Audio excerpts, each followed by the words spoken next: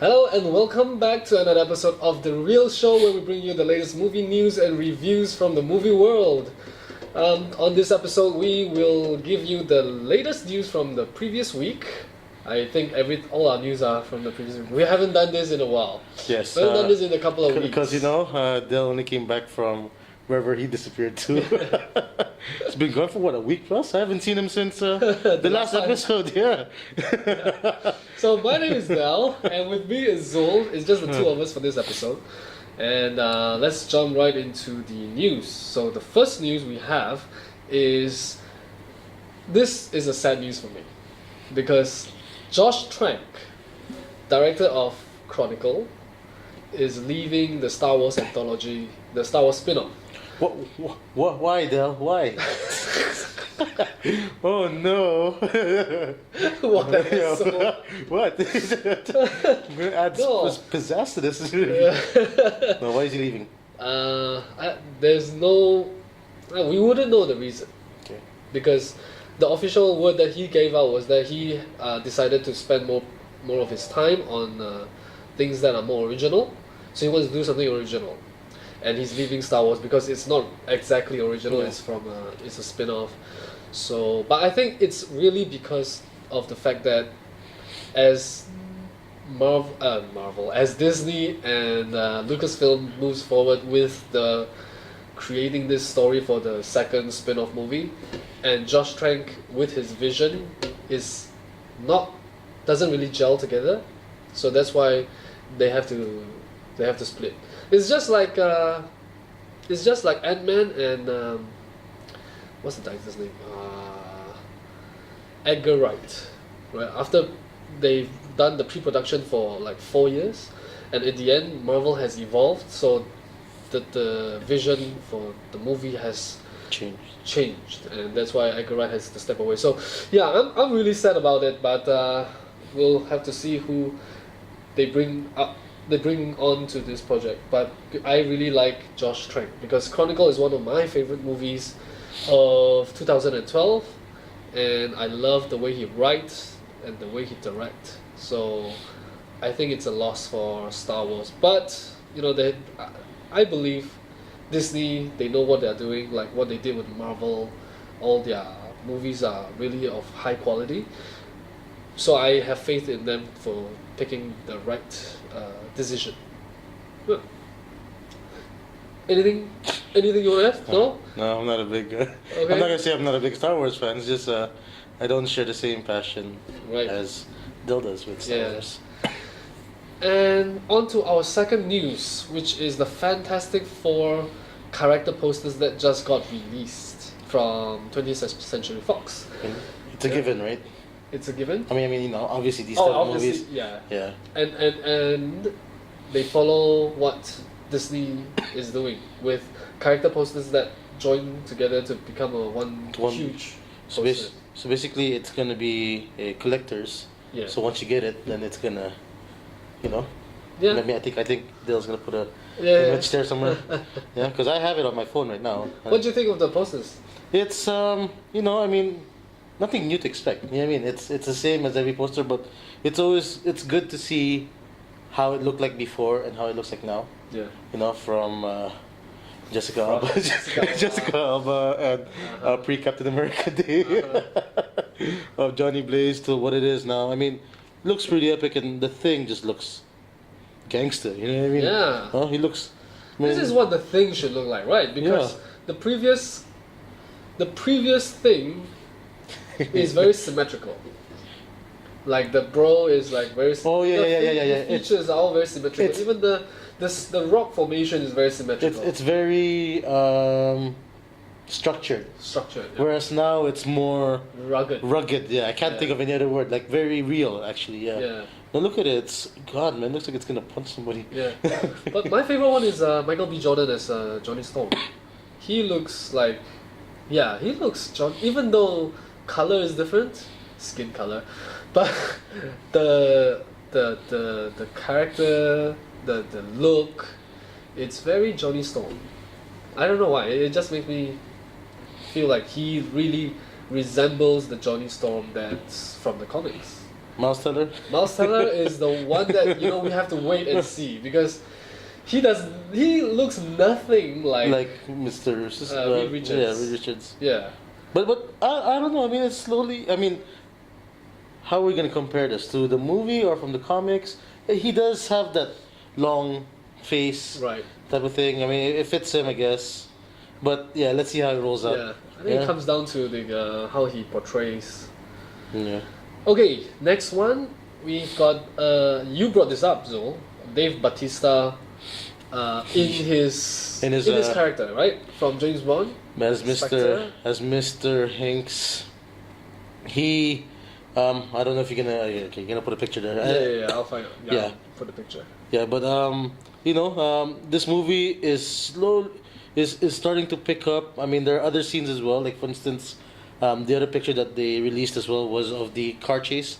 But we'll just look at Dave Bautista here. Yeah, look at that. He compared to all the different henchmen and all the other Bond movie, this one is clearly showing, that this guy is not one to mess with. I mean, look at that. I mean, I can show it from my phone, but, I don't know if they'll... No, that's okay. You're gonna show it anyway, but look at that. He's an angry man. You know what I mean? He's not supposed to replace, what's his name? The guy with the hat. Which is basically... he's not supposed to replace that, but, he looks really...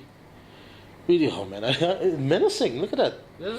And the other scene, of course, is the one with the cars, which we looked up before we watched this. As you know, with every James Bond movie, you always have to have the signature British car, which is either the Jaguar or the Aston Martin. But I think they're rolling with both. But in this scene, if you look it up on YouTube as well, you'll see that they actually spent a lot of time and a lot of work bespoking all these cars to fit the quality of what a James Bond movie will always bring. Right. So that's something that we would definitely need to look at, the car chase scenes in the movie. So look it up, or we can actually give you the link below, maybe. Okay. Maybe. Sure. You'll have to give it to me. Okay. Yes. Next on our list of movie news is Suicide Squad's director David Ayer released a picture of Jared Leto in his Joker ensemble getup. Yeah.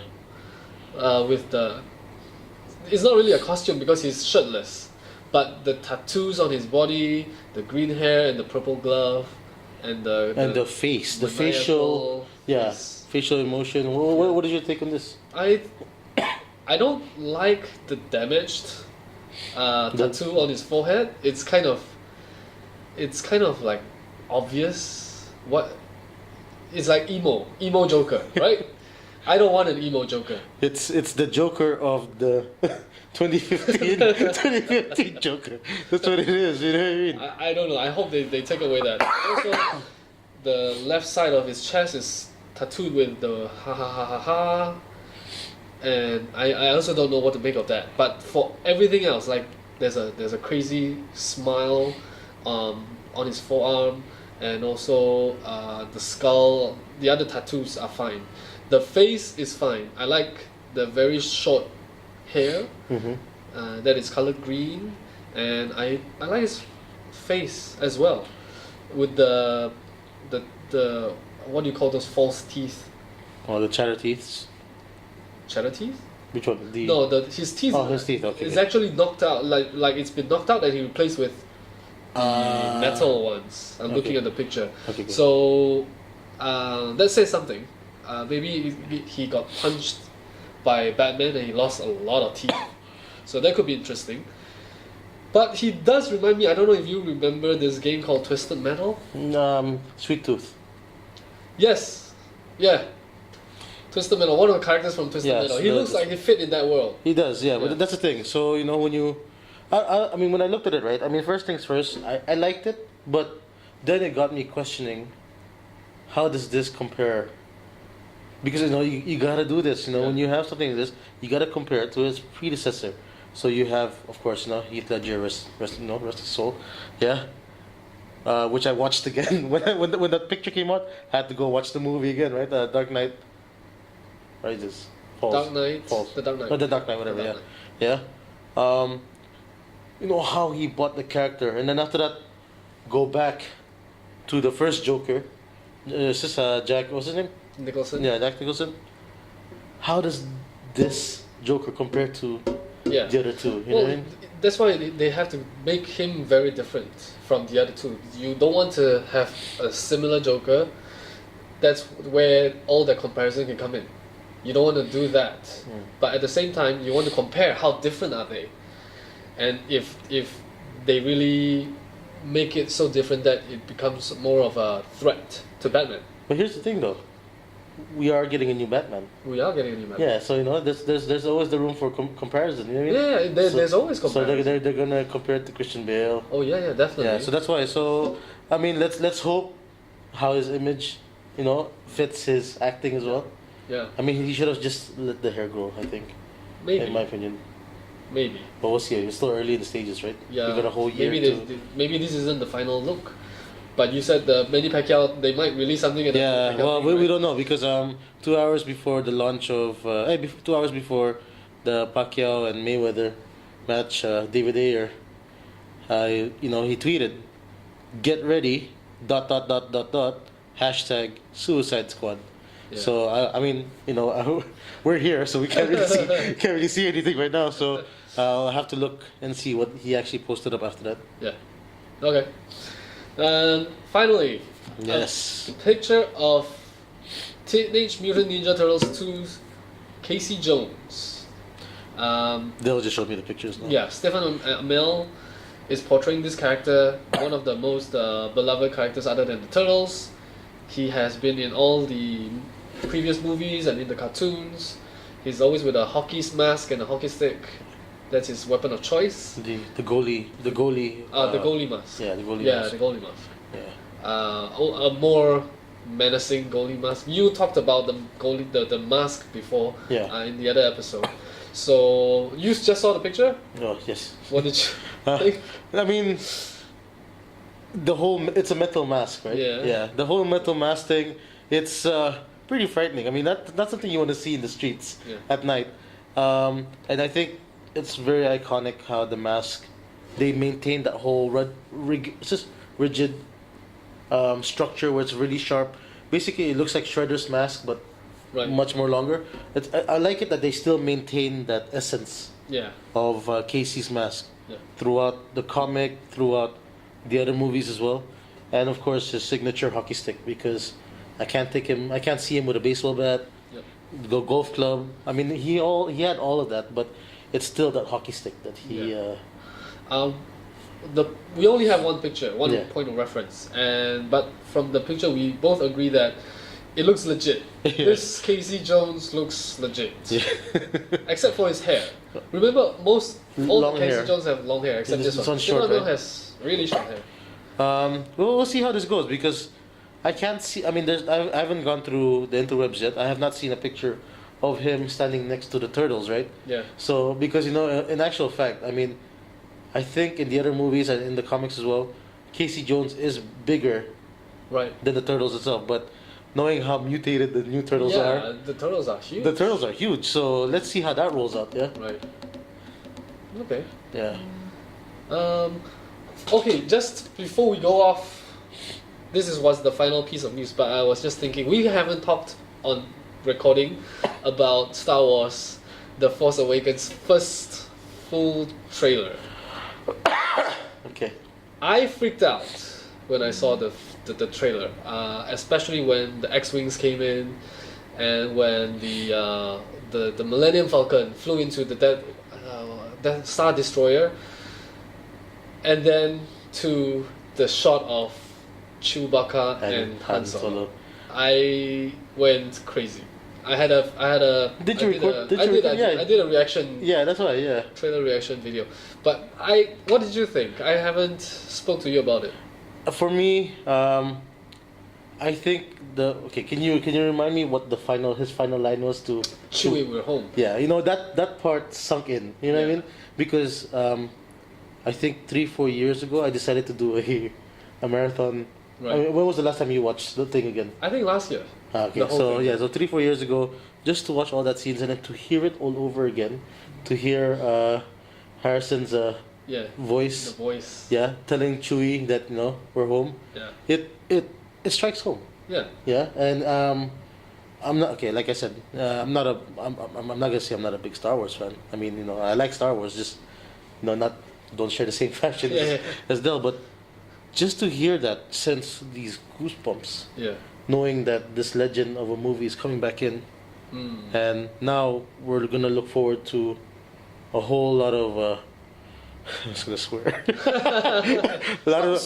A lot of things. Yeah.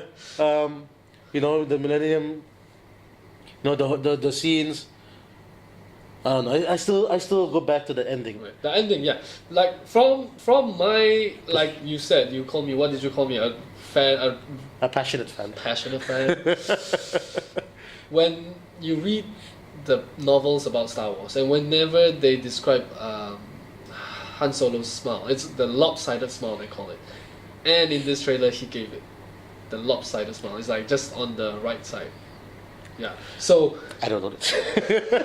I don't know where he's coming from. This. That's his signature smile. Okay. Show us a lopsided smile. Come on, show us. I hope that's not it. I hope that's not it. I mean, it's a practice, but it's like this. Oh, it's the one. It's that wider on one side. It's that smile that he keeps putting in the Blade Runner. But it's a Harrison Ford smile. So anyway, we've come to the end of this episode. Thank you very much for watching. And if you like our videos, do click on the like button, and as well as subscribe to all our various social media channels at the bottom of the YouTube page. So thanks again for watching, and we will next bring you the review for Avengers Age of Ultron. Stay tuned. So yeah.